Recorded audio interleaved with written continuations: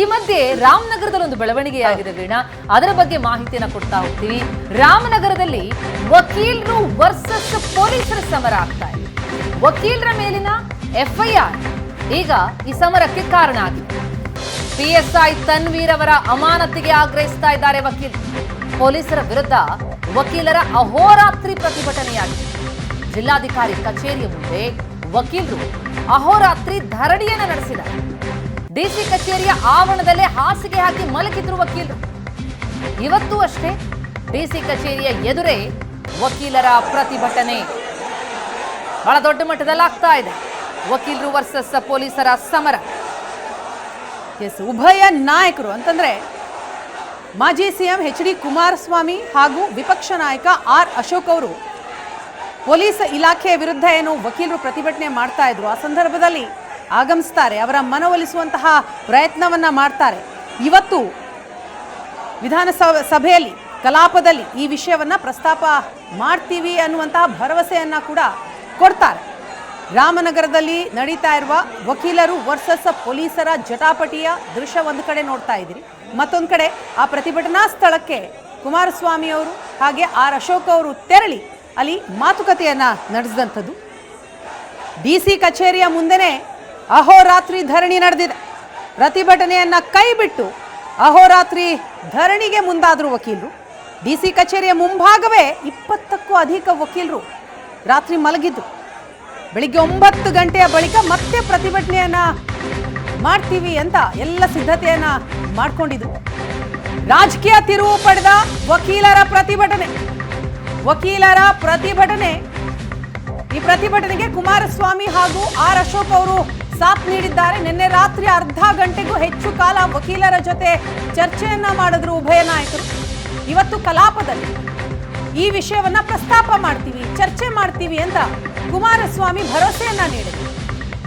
ವಿಧಾನಸೌಧ ಮುತ್ತಿಗೆ ಹಾಕೋದಿಕ್ಕೆ ವಕೀಲರು ಕೂಡ ತೀರ್ಮಾನವನ್ನ ಮಾಡಿದ್ದಾರೆ. ವಕೀಲರ ಪ್ರತಿಭಟನೆಗೆ ಒಂದು ಕಡೆ ಕುಮಾರಸ್ವಾಮಿ ಅಶೋಕ್ ಅವರು ಸಾಥ್ ನೀಡಿದರು, ಮತ್ತೊಂದು ಕಡೆ ಇವತ್ತಿನ ಕಲಾಪದಲ್ಲಿ ಈ ವಿಷಯವನ್ನ ಪ್ರಸ್ತಾಪ ಮಾಡ್ತೀವಿ ಎನ್ನುವ ಭರವಸೆಯನ್ನ ನೀಡಿದರು. ಆದರೆ ವಕೀಲರು ನಾವು ಬಿಡೋದಿಲ್ಲ, ಪ್ರತಿಭಟನೆಯನ್ನ ಮುಂದುವರಿಸ್ತೀವಿ ಎನ್ನುವಂತಹ ಪಟ್ಟನ್ನ ಹಿಡಿದಿದ್ದಾರೆ. ಐಜೂರು ಪಿಎಸ್ಐ ತನ್ವೀರ್ ಅಮಾನತಿಗೆ ವಕೀಲರ ಸಂಘ ಆಗ್ರಹಿಸ್ತಾ ಇದೆ. ಈ ಬಗ್ಗೆ ಇನ್ನಷ್ಟು ಡೀಟೇಲ್ಸ್ ಅನ್ನ ಪಡೆದುಕೊಳ್ಳೋಣ. ನಮ್ಮ ರಿಪೋರ್ಟರ್ ಜಗದೀಶ್ ಈಗ ಸಂಪರ್ಕದಲ್ಲಿದ್ದಾರೆ. ಜಗದೀಶ್, ವಕೀಲರು ಮತ್ತು ಪೊಲೀಸರ ನಡುವೆ ನಡೀತಾ ಇರುವಂತಹ ಸಮರ ಇದು. ಈ ಸಮರದ ಹಿನ್ನೆಲೆ ಜೊತೆಗೆ ಸದ್ಯದ ಚಿತ್ರಣ ಏನಾಗ್ತಾ ಇದೆ, ಅದರಲ್ಲೂ ರಾಜಕೀಯ ನಾಯಕರುಗಳ ಸಾಥ್ ಸಿಗ್ತಾ ಇರುವಂತಹ ಹಿನ್ನೆಲೆಯಲ್ಲಿ ಯಾವ ಮಟ್ಟಿಗೆ ಈ ಸ್ವರೂಪ ಪಡೆದುಕೊಳ್ತಾ ಇದೆ ಈ ಪ್ರಕರಣ ಅಂತ?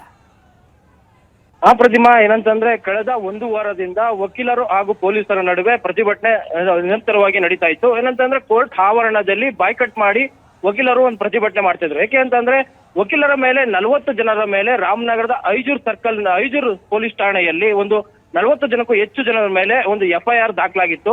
ಆ FIR ನ ವಿರೋಧಿಸಿ ಇವರೊಂದು ಪ್ರತಿಭಟನೆಯನ್ನ ಮಾಡ್ತಿದ್ರು.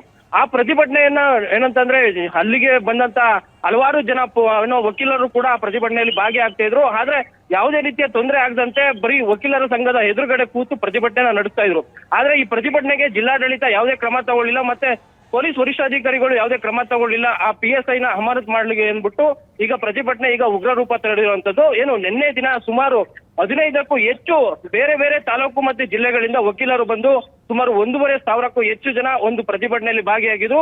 ಏನಂತಂದ್ರೆ ಕೋರ್ಟ್ ಏನಿದೆ, ಕೋರ್ಟ್ ಆವರಣದಿಂದ ಜಿಲ್ಲಾಧಿಕಾರಿ ಕಚೇರಿವರೆಗೂ ಕೂಡ ಸುಮಾರು 2.5 ಕಿಲೋಮೀಟರ್ ರಸ್ತೆ ಜಾಥಾ ಮಾಡುವ ಮುಖಾಂತರ ಒಂದು ಪ್ರತಿಭಟನೆ ಮೆರವಣಿಗೆ ಕೂಡ ಮಾಡಿದ್ರು.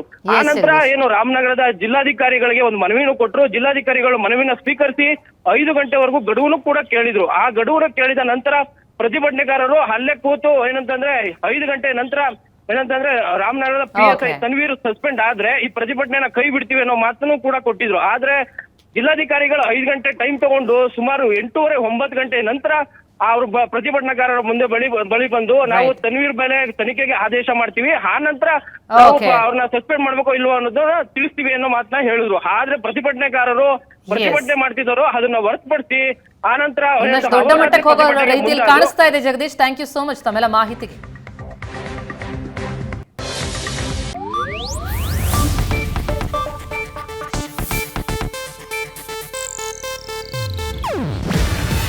ಇದು ಏಷ್ಯಾನೆಟ್ ನ್ಯೂಸ್ ನೆಟ್ವರ್ಕ್ ಪ್ರಸ್ತುತಿ.